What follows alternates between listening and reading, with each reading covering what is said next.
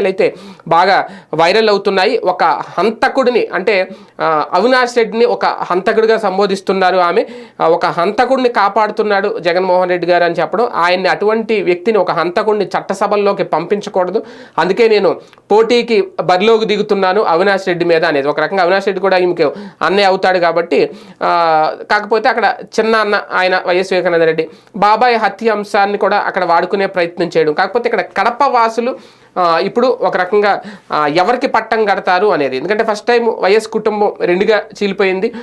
స్వయాన వైఎస్ రాజశేఖర రెడ్డి గారి కుమార్తె ఈమె, వైఎస్ అవినాష్ రెడ్డి కూడా వైఎస్ కుటుంబానికి సంబంధించిన వ్యక్తే కాబట్టి ఇంతకుముందు ఆ వైఎస్ కుటుంబం నుంచి ఒకరే వచ్చి బరిలోకి దిగేవారు, వాళ్ళనే ఆదరించేవారు. ఇప్పుడు మరి షర్మిలను ఆదరిస్తారా లేదంటే అన్న పంపిన వైఎస్ అవినాష్ రెడ్డిని ఆదరిస్తారా అనేది ఇక్కడ చాలా కీలకం. కాకపోతే ప్రయత్నం అయితే గట్టిగానే చేస్తున్నారు షర్మిల ఒక పక్కన. అలాగని ఎక్కడ జగన్మోహన్ రెడ్డి గారిని పెద్దగా తిట్టట్లేదు కానీ